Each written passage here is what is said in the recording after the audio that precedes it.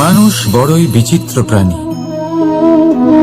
সব সময় লড়াই করতে থাকে, সব সময় চেষ্টা করে যাতে সেই শ্রেষ্ঠ হয়, চেষ্টা করে যাতে তার সামনে সবার মাথা নত হয়। তাই সবার আগে শক্তি অর্জন করার চেষ্টা করে। সে শক্তি অর্জন করেও নেয়, আর তারপর ভয় দেখিয়ে সবাইকে নিজের সামনে নত করে। কিন্তু একটা গুরুত্বপূর্ণ কথা ভুলে যায়, বুঝতেই পারে না। দেখুন, আমি আপনাকে একটা উদাহরণ দিই। আপনি নিশ্চয়ই বৃক্ষ এবং তার ডালপালা দেখেছেন, যা ফলের ভারে নিচু হয়ে যায়। ফল পড়ে গেলে আবার সে উঠে যায়, তারপর আরো একটা ফল হয়, সেটাও পড়ে গেলে আবার উঠে যায়। সর্বদা নত থাকে না। কখনো হাঁটতে গিয়ে আপনি নিশ্চয়ই দেখে থাকবেন যে আপনার পা কোনো ফুলের ওপরে পড়লে তা নত হয়ে যায়, কিন্তু যেই আপনি পা সরাবেন সেই ফুল আবার উঠে দাঁড়ায়। একটা অত্যন্ত গুরুত্বপূর্ণ কথা মনে রাখবেন, যে শির ভয়ভীত হয়ে আপনার সামনে নত হয়, সেই শিরই বিরোধিতা করতে সবার আগে দাঁড়াবে। আপনি জিতে নিন, সবাইকে জিতে নিন, কিন্তু ক্ষমতার দ্বারা নয়। তাদের জিতুন প্রেমের সাহায্যে। রাধা রাধা। ঈশ্বর লতা পাতাকে দাঁড়িয়ে থাকার শক্তি দেননি, ঈশ্বর এই শক্তি দিয়েছেন বৃক্ষকে। এই লতা পাতা বৃক্ষের সাহায্যে দাঁড়িয়ে থাকে, তাতেই বিকশিত হয়। এবার এই লতা পাতা দুই ধরনের হয়। প্রথম সে যে এই বৃক্ষতে বিকশিত হয়, ফুল ফুটিয়ে তোলে, নিজেকেও সুন্দর বানায়, বৃক্ষকেও সুন্দর বানিয়ে তোলে। দ্বিতীয় সে যে বৃক্ষকে পুরোপুরি শুকিয়ে দেয়, তার প্রাণ শক্তি তার থেকে কেড়ে নেয়, আর শেষে নিজেও ধ্বংস হয়ে যায়। তাই মনে রাখবেন, যে ব্যক্তি সব সময় আপনার সাথে থাকে, সব সময় আপনার সম্বল হয়ে থাকে, সব সময় সে আপনাকে সাহায্য করে, আর যদি আপনি তার সাথে ছলনা করেন, আপনার অন্ত নিশ্চিত। এরকম কখনো করবেন না। সেই ব্যক্তিকে ভালোবাসা দিন, সম্মান দিন, আর আমার সাথে প্রসন্ন হয়ে বলুন, রাধা রাধা। কখনো আপনি কোনো কুমোরকে দেখেছেন যারা মাটির পাত্র বানায়? প্রথমে সে ভিজে মাটি মাখে, তারপর তাকে গড়ে, তারপর তাকে চাকায় দিয়ে সঠিক আকার দেয়। যদি আকার ঠিক না হয় তা তক্ষুনি ঠিক করে দেয়, কারণ সে এটা জানে যে একবার এটা আগুনের তাপে দিয়ে দিলে, একবার এটা শুকিয়ে গেলে তারপরে এর আকার কখনোই বদলানো যায় না। এখানে লুকিয়ে আছে একটা শিক্ষা, সমস্ত মাতা পিতার জন্য একটা শিক্ষা। মাতা পিতাও তো এরকমই হন। তাদের নিজেদের সন্তানকে সঠিক সময় মতো শ্রেষ্ঠ শিক্ষা দেওয়া উচিত। মাতা পিতা যেন কখনো তাদের বিধাতা না হতে চান, কিন্তু প্রতিটা মুহূর্তে সবসময় চেষ্টা করুন তাদের সঠিক পথ দেখানো। কখনো কোমলতা দিয়ে, কখনো ভালোবাসা দিয়ে, আর কখনো কঠোর হয়ে। তার জীবনকে, তার ব্যক্তিত্বকে আকার দেওয়ার চেষ্টা করুন। কারণ যেমন মাটি একবার শুকিয়ে গেলে তারপর সেই পাত্রের আকার বদলানো যায় না, ঠিক সেইভাবেই আয়ুর বৃদ্ধির সাথে সন্তানের শিক্ষা কখনোই বদলানো যায় না। তা মনে রাখবেন। রাধা রাধা। আপনি কি কখনো কোনো প্রজাপতি দেখেছেন? ভালো নিশ্চয়ই লাগে। আসলে প্রজাপতি কার না ভালো লাগে? ছোট হোক বা বড়, প্রজাপতিকে সবার ভালো লাগে। এবারে ভাবুন, এই প্রজাপতির সূত্রপাত কি করে হয়? এই প্রজাপতি শুরু হয় একটা গুটি থেকে, যেখানে সে সুরক্ষিত থাকে। গুটি ভেঙে যখন সে এই সংসারে আসে, তখন একটা কীট রূপে থাকে। কীট যে ভূমির ওপরে চলাচল করে, যে বৃক্ষের পাতার ওপরে সুরক্ষিত থাকে। তারপরে তার মধ্যে আসে আরো একটা পরিবর্তন, তার ডানা গজায়। তখনই সে প্রজাপতি হয়। তখন সে খোলা আকাশে উড়ে বেড়াতে পারে। সুন্দর সুন্দর পুষ্প থেকে সে মধু পান করে। কখনো ভেবেছেন যে প্রজাপতি ছাড়া আর কেউ এটা পারে না কেন? কারণ সে সেই গুটি থেকে বেরোতে পারে। যদি সে সেই গুটি থেকে নাই বেরোতো, সে উড়তেই পারত না, কখনো প্রজাপতি হতেই পারত না। আমাদের সাথেও ঠিক এটাই হয়। আমরা সবসময় সেখানেই থাকতে চাই যেখানে আমরা সুরক্ষিত থাকি। সেই সুরক্ষা চক্রেই আমরা থাকতে চাই, কিন্তু এই বিকাশ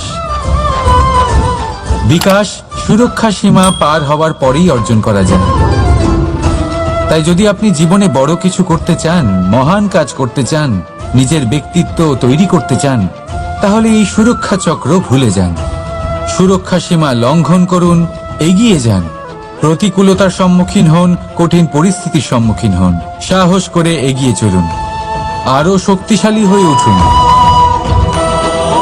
তবেই আপনি জীবনে কিছু করতে পারবেন, তবেই আপনার ডানা গজাবে, আর তবেই আপনি এই সুন্দর আকাশে উড়ে বেড়াতে পারবেন।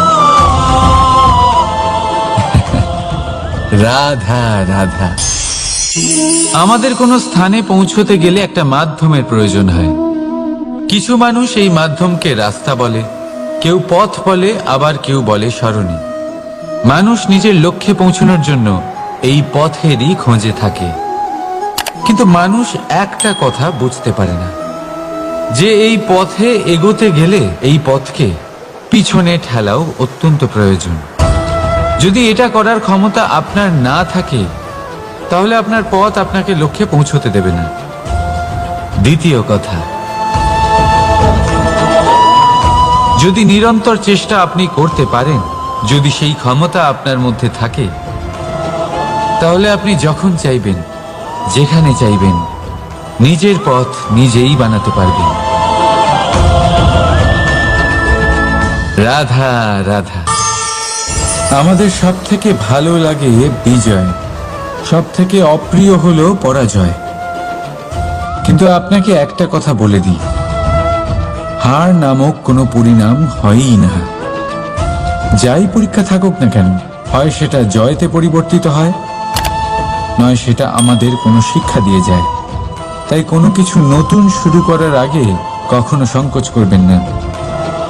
হয় জয় আপনাকে বিজয়ীর মালা পরাবে, নয়তো এই হার আপনাকে অমূল্য কিছু শিখিয়ে যাবে। রাধা রাধা। এই ছোট কাঠের ডাল দেখতে পাচ্ছেন আপনি? একটা বৃক্ষ থেকে এরম হাজার হাজার ডাল পাবেন, যা দিয়ে আপনি আগুন জ্বালাতে পারবেন, যা নিজে জ্বলে আমাদের ভোজন বানাতে সাহায্য করে থাকে, যা নিজে জ্বলে অন্ধকারে আমাদের আলোকিত করে। যদি এটাই অন্যভাবে দেখা যায়, তাহলে এমনই এক ছোট্ট ডালের টুকরো একটা ছোট্ট ফুলকিতেই নিজের সাথে হাজার হাজার বৃক্ষ জ্বালিয়ে দিতে পারে।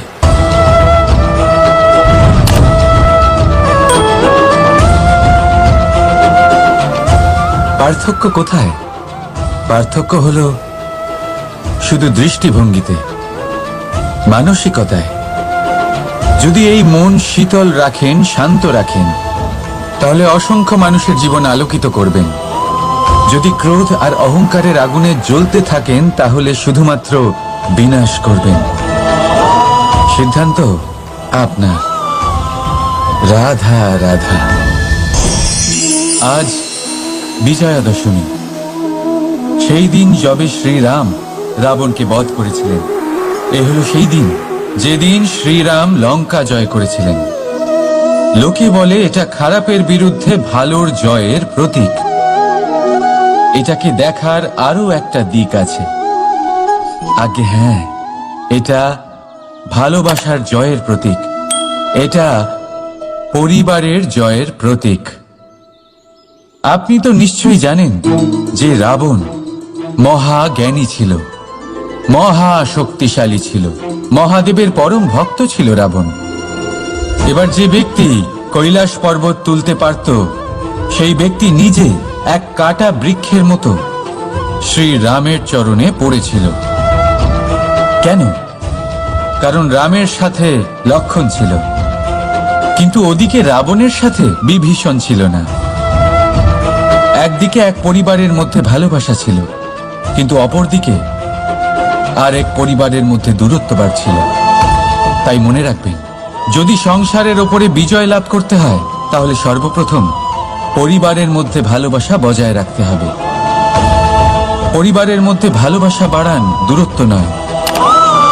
আপনি সব সময় সুখী থাকবেন আর জীবনের সমস্ত বাধা আপনি অতিক্রম করবেন। রাধা রাধা। আপনি কি কখনো শুনেছেন হরিণ সিংহের থেকে পালানোর বদলে তার সাথে লড়াই করেছে? হরিণ সিংহকে আক্রমণ করেছে, কখনো শুনেছেন? কখনো না। কিন্তু এরকম হতেই পারে, এরকম হয়েই থাকে। আর এটা তখনই হয় যখন হরিণের শাবক বিপদে পড়ে। যখন তার সিংহের কবলে পড়ার ভয় থাকে, তখন হরিণীও এসে সিংহের সাথে লড়াই করতে থাকে। কারণ সে একজন মা, আর মা তার সন্তানের জন্য সবকিছু করতে পারে। এ হলো মায়ের স্নেহ, যেটা যত নরম হতে পারে ঠিক ততটাই কঠোরও হতে পারে। আর তার সন্তানের মঙ্গলের জন্য সে ক্রোধের সমস্ত সীমা পার করে তার সন্তানকে রক্ষা করেই ছাড়বে। আর সেই জন্যই তো মাকে সন্তানের জীবনে সব থেকে বড় ঢাল বলা হয়। এই মাকে আমার শত কোটি প্রণাম। রাধা রাধা। কামবোধ, এটাই আপনার অন্তরের প্রথম শত্রু। বেশিরভাগ মানুষই কামবোধ বলতে লালসা বোঝেন, কিন্তু এটা সম্পূর্ণ সত্য নয়। কামের আসল অর্থ হল কামনা। এটা খুবই সহজ ব্যাপার। মনুষ্য শরীর থাকলে, মানুষের মন থাকলে এই কামনা অবশ্যই থাকবে। এবার এটাই দেখতে হবে যে এই কামনা নেতিবাচক কামনা নাকি ইতিবাচক কামনা। অন্য কারোর জিনিসে নজর দেওয়া, অন্য কোনো মানুষের উপর নজর দেওয়া, কোনো অনুচিত বস্তুর দিকে নজর দেওয়া, এই নেতিবাচক কামনা। আর এই দুষ্কামনা মানুষকে দিয়ে অপকর্ম করাবেই করাবে। তাই মনে রাখবেন, যে ব্যক্তি নিজের কামনাকে নিয়ন্ত্রণে রাখতে পারেন তিনি সঠিক পথেও থাকেন, সঠিক লক্ষ্যে পৌঁছতেও পারেন। যিনি কামনা নিয়ন্ত্রণে রাখতে পারেন না তিনি তার পথও হারিয়ে ফেলেন এবং লক্ষ্যচ্যুতও হন। তাই মনে রাখবেন, নিজের কামনাগুলিকে নিয়ন্ত্রণে রাখুন। কাম নামক এই শত্রুর ওপর বিজয় লাভ করুন। আর আমার সাথে ভালোবেসে বলুন, রাধা রাধা। হাস্য, হাসি জীবনে অত্যন্ত মূল্যবান হয়। কথায় আছে যে হাসি এবং হাস্য আমাদের জীবনে ওষুধের মতো কাজ করে, আমাদের সুস্থ রাখে, আমাদের জীবনের অনুভূতিগুলিকে আরো সুন্দর করে তোলে। কিন্তু প্রত্যেক ওষুধের মতোই এর সাথেও এটাই হয়।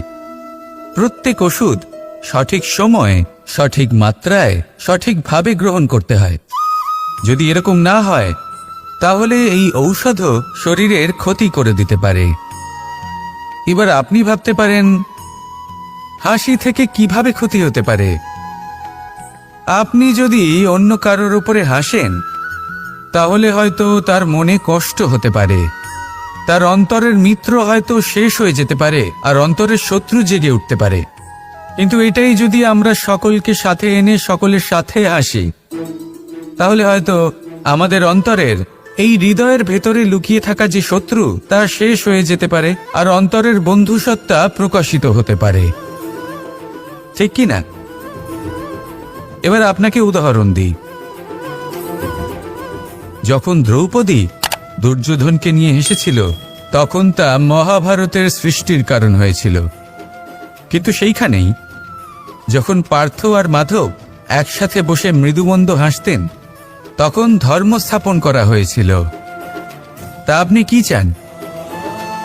কাউকে নিয়ে হেসে তাকে আঘাত করতে চান, নাকি সকলকে একসাথে এনে তাদের হাসিয়ে তুলে ধনাত্মক প্রভাব ফেলতে চান? সিদ্ধান্ত আপনার। আসুন আর আমার সাথে ভালোবেসে বলুন, রাধা রাধা। মাঝে মাঝে কিছু মুহূর্তের জন্য চোখ বন্ধ করে ধ্যানের বেদিতে বসে ধ্যান করতে চেষ্টা করুন আর বোঝার চেষ্টা করুন যে আমরা সর্বপ্রথম কি দেখতে পাচ্ছি, কি অনুভব করছি। আপনি দেখতে পাবেন সবার আগে আপনার চোখের সামনে আপনার দুষ্কর্মগুলিকে, আপনার লুকিয়ে থাকা ক্রোধ, অন্তরের যন্ত্রণা, ভয়, নিরাশা, এই সব কিছুই সবার আগে দেখতে পাবেন আপনি। আর এই সব কিছুই আমাদের দুঃখের কারণ হয়ে ওঠে। এই সব কিছু সারমর্ম কি? সারমর্ম শুধু একটাই, সেটা হলো এই যে আমাদের এই মন তা কিন্তু দুষ্কর্ম পছন্দই করে না। আমাদের এই মন একটা সুখময় জীবন যাপন করতে চায়, সৎকর্ম করতে চায়। তাই এটাই করুন, শুভ চিন্তা করুন, শুভ কর্ম করুন, ইতিবাচক মনোভাব নিয়ে জীবনে অগ্রসর হন। তারপর চোখ বন্ধ করে অন্তরে দেখতে থাকুন। দুঃখের আভাসই পাবেন না। এই মন প্রসন্নতা এবং প্রেমের দ্বারা পূর্ণ হবে এবং বারবার বলে উঠবে, রাধা রাধা। ছোটবেলা থেকেই আমি গরু চড়িয়ে অভ্যস্ত, সেই জন্য সকলে আমাকে গোপাল নামে ডাকত। কিন্তু গোপাল হয়ে আমি একটা অমূল্য শিক্ষা লাভ করেছি। আমি দেখেছি যে গৌশালাতে অনেক বাছুরের মধ্যে একটি গাই তার নিজের বাছুরকে অবশ্যই চিনে ফেলে। যেখানে সমস্ত বাছুর একই রকম দেখতে এবং প্রত্যেকের স্বরও সমান, তারপরেও সকল বাছুরের মধ্যে নিজের বাছুরকে ঠিক চিনতে পেরে যায় এবং তার সাথেই থাকে। ঠিক এইরকমই কিছুটা হয় আমাদের কর্ম এবং তার কর্মফল। আপনি সবার মাঝে থেকেও কোনো কর্ম যদি করেন, সেই কর্মফল সবার মধ্যে আপনাকে চিনে ফেলবে এবং আপনার সাথেই থাকবে। তাই যখনই কর্ম করবেন ভেবে চিন্তে করবেন। কোনো কর্ম করার আগে একবার ভেবে দেখুন, তাহলে জীবনে বারংবার অনুতপ্ত হতে হবে না। কারণ বিষয়টা কিছুটা এরকম যে এই সংসারে আপনি কাল, কর্মফল এবং সময়, এই তিনের হাত থেকে কখনো লুকোতে পারবেন না, কখনো পালাতেও পারবেন না। আসুন আমার সাথে ভালোবেসে বলুন, রাধা রাধা। আভূষণ, কার না ভালো লাগে এই আভূষণ? আমরা পরিশ্রম করি, ধন অর্জন করি আর আভূষণ কিনে থাকি, কখনো নিজের জন্য, কখনো বা তাদের জন্য যাকে আমরা ভালোবাসি, বা তাদের জন্য যাকে আমরা সম্মান করি।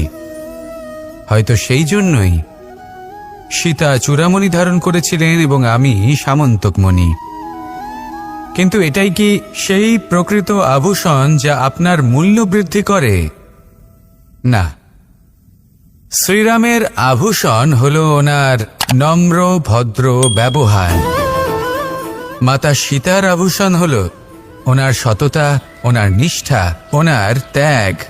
অর্জুনের আভূষণ ছিল ওনার একাগ্রতা।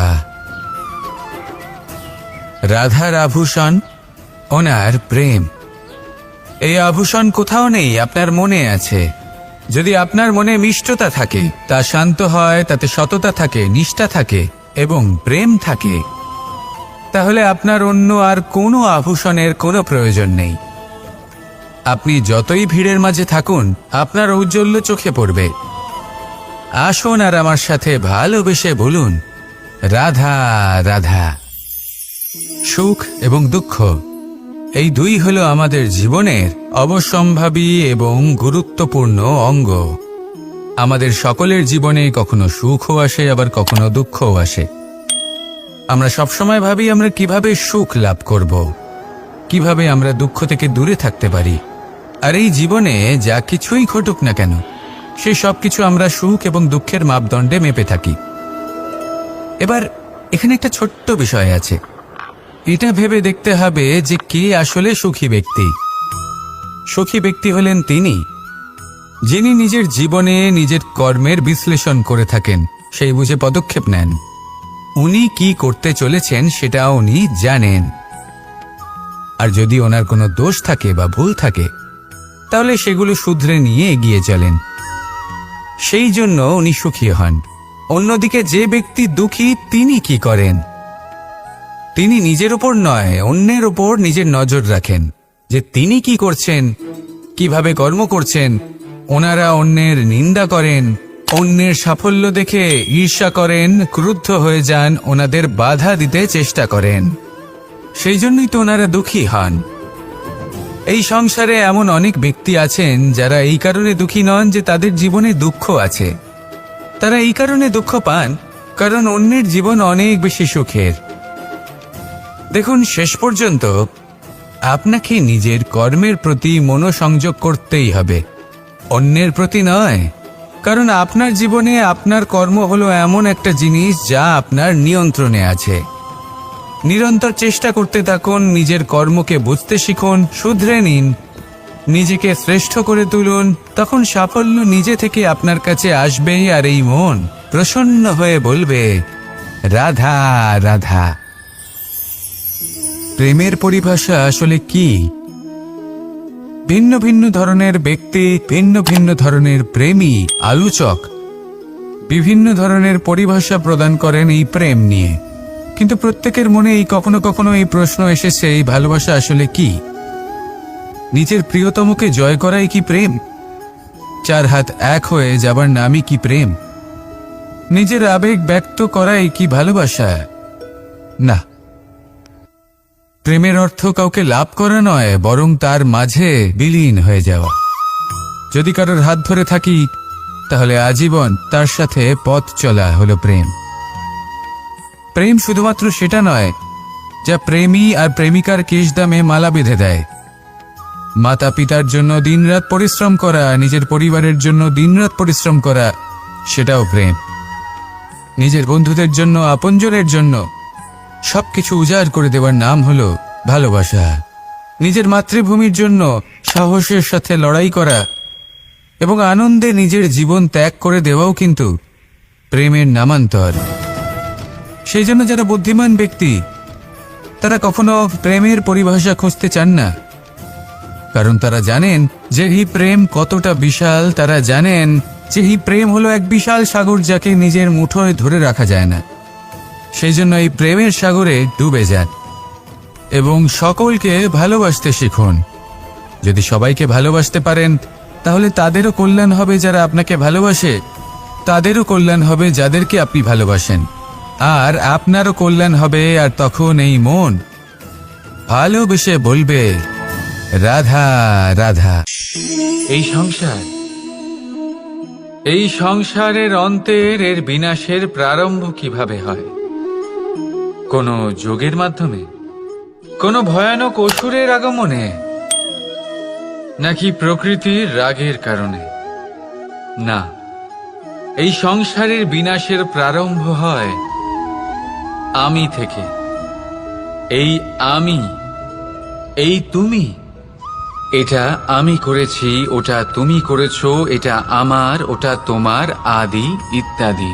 এই ভাব যখন মনে বাসা বেঁধে নেয়, সর্বপ্রথম ঘর ভাগ হয়, তারপর বসতি, তারপর প্রাণ, আর তারপর দেশ, আর সবার শেষে সমস্ত সংসার ভাগ হয়ে যায়। আর এই ভাগ হয়ে যাওয়া শেষে মনোমালিন্যে পরিণত হয়। এখন এমত অবস্থায় কি করা যেতে পারে? কিভাবে বাঁচা যায় এই পরিস্থিতির থেকে? কিভাবে দূরে থাকা যায় এই বিনাশের থেকে? উত্তর সেই একটাই, করুণা। একে অপরের দরকারগুলি বুঝুন, একে অপরের সমস্যাগুলি বুঝুন, একে অপরের দুঃখের সাথী হয়ে দাঁড়ান, একে অপরের সুখের ভাগীদার হন। আর শেষে যখন এই আমি আমরাতে পরিণত হবে, তখন এই বিনাশ নিজে থেকেই দূরে চলে যাবে। তাহলে আমরাতে বিশ্বাস করতে শিখুন, আর আমার সাথে ভালোবেসে বলুন, রাধা রাধা। আপনি এমন অনেক মানুষকে দেখে থাকবেন যারা এই সংসার ত্যাগ করেছেন, নিজেদের ঘর বাড়ি সমস্ত সম্পর্ক ছেড়েছেন, বেরিয়ে পড়েছেন শুধুমাত্র ঈশ্বরের খোঁজে। মন দিয়ে সেবা করেছেন, কিন্তু তাও ওনারা কখনো ঈশ্বরের দর্শন পাননি। উল্টে মনে অসন্তুষ্টি আরো বেড়ে গেছে। কেন হয় এমনটা? একটা গুরুত্বপূর্ণ কথা মনে রাখবেন, সেই ঈশ্বরই আনন্দ। ধ্যানের অর্থ হলো মনে আনন্দের জাগরণ করা, আর সেবার অর্থ হলো সেই আনন্দকে সবার মধ্যে ভাগ করা। তাহলে যদি আনন্দকে জাগ্রত করো আর সবার মাঝে ভাগ করে দাও, তাহলেই ঈশ্বররূপী আনন্দ তুমি অবশ্যই পাবে। রাধা রাধা। যদি আমাদের জীবনে কোনো শিল্পই না থাকে, তাহলে আমাদের জীবনটাই নীরস হয়ে যাবে। এখন যদি সবাইকে আমি জিজ্ঞেস করি সব থেকে বড় শিল্প কি, তো কেউ বলবে চিত্রশিল্প, কারণ তা ওনার মনকে আনন্দ দেয়। কেউ বলবে যুদ্ধ শিল্প, কারণ তাতে বিজয় প্রাপ্ত হয়। কেউ বলবে ভবন নির্মাণ শিল্প, কারণ তাতে ছাদ পাওয়া যায়। কেউ বলবে সঙ্গীত শিল্প, কেউ বলবে নৃত্য শিল্প, কেউ বলবে অভিনয় শিল্প আদি ইত্যাদি। কিন্তু এই কথা নিয়ে বিবাদ করা অনুচিত, হতেই পারে না, কারণ প্রত্যেক ব্যক্তির নিজস্ব চিন্তাধারা এবং নিজস্ব দৃষ্টিভঙ্গি থাকে। শুধু একটা কথা আছে, একটা বিশেষ বিষয় যা সব শিল্পতেই পাওয়া যায়, মনকে প্রভাবিত করার গুণ। তো সব থেকে বড় শিল্প সেটা যা মনকে প্রভাবিত করে, আর সব থেকে বড় শিল্পী সে যে অন্যের মনে প্রবেশ করে। যার কাছে এই গুণ আছে সে সব থেকে বড় শিল্পী হবেন। যদি এই সংসার রঙ্গমঞ্চ হয়, তাহলে আমরা এই রঙ্গমঞ্চের শিল্পী। আর এখানেও সব থেকে বড় শিল্পী সেই হবে যে অন্যের মনে প্রবেশ করে সেখানে ঘর বাঁধতে পারে। আর এই মন অবধি পৌঁছনোর সিঁড়ি হল 2.5 অক্ষরের শব্দ, প্রেম। তাহলে প্রেম করতে থাকুন, প্রভাব বিস্তার করুন। রাধা রাধা। সূর্য আর চন্দ্র দুজনেই আকাশের অমিত চিহ্ন, দুজনেই প্রকাশ বিস্তার করে, কিন্তু সবসময় দুজনের তুলনা করা হয়। কে অধিক শীতল আর কে অধিক তীব্র, কে অধিক তেজবান আর কে অধিক শান্তি প্রিয়। এবার এই তুলনা করা কি উচিত কাজ? কখনোই না, কারণ এই দুজনেই যতই প্রকাশপুঞ্জ হোক, কিন্তু এই দুজনেই ভিন্ন। দুজনেরই নিজের নিজের মাহাত্ম্য আছে, আর দুজনেরই নিজস্ব সময় আছে আলোকিত হওয়ার। তাই এদের তুলনা করা অনুচিত। ঠিক সেইভাবেই আমাদের জীবনেও তুলনা করা অনুচিত হবে। নিজের তুলনা অন্য কারোর সাথে কখনো করবেন না, আর যদি অন্য কেউ আপনার তুলনা অন্য কারোর সাথে করে তাতে মন দেবেন না, কারণ এই তুলনা থেকে নিজেকে হীন ভেবে নেওয়া আপনার জন্য ক্ষতিকর। এটা আপনার জন্য লাভজনক নয়। শুধু চেষ্টা করতে থাকুন, নিজেকে বিস্তার করতে থাকুন, আর অপেক্ষা করুন সঠিক সময়ে, কারণ সঠিক সময় আসলে আপনি নিজের গুণ, নিজের দক্ষতা অবশ্যই দেখাতে পারবেন। রাধা রাধা। জীবনে সবাই মহান হতে চায়, সবাই বড় হতে চায়, কিন্তু বড় হয় কিভাবে?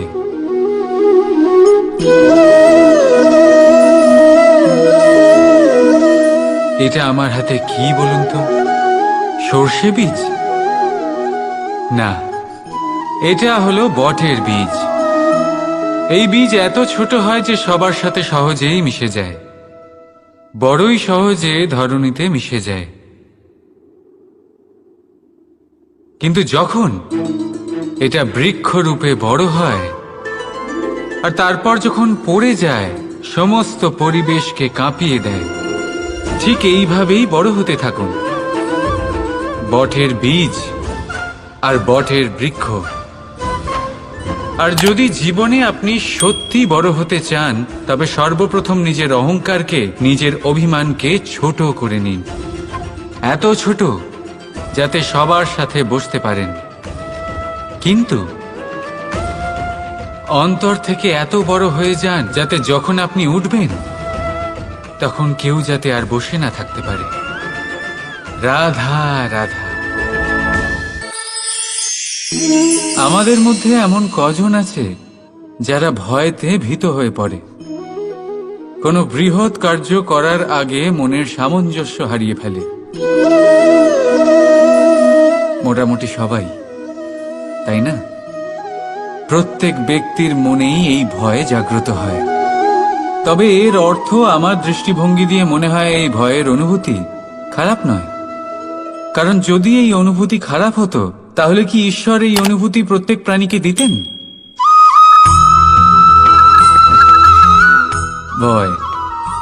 ভয়ের এই অনুভূতি আমাদের জন্য ভালো, অত্যন্ত আবশ্যক। মনে রাখবেন, যে কোনো কার্য করার আগে যদি মনে ভয় উৎপন্ন হয়, তাহলে এর অর্থ এই যে ওই কার্য করার সময় অনেক সংকটের সম্মুখীন আমাদের হতে হবে। আর সেই সংকটের সম্মুখীন হওয়ার জন্য আমাদের অত্যন্ত সাহসী হতে হবে। শুধুমাত্র এই কথা মনে রাখবেন, মনে সাহস জুগিয়ে এগিয়ে চলুন এই ভয়ের যাত্রাতে। কারণ এই ভয়ই আপনাকে আপনার লক্ষ্যে পৌঁছতে প্রেরণা যোগাবে, আপনাকে শক্তি প্রদান করবে। তাই এই ভয়ের দ্বারা ভয়ভীত হবেন না, এই ভয়কে জয় করুন। আর আমার সাথে ভালোবেসে বলুন, রাধা রাধা।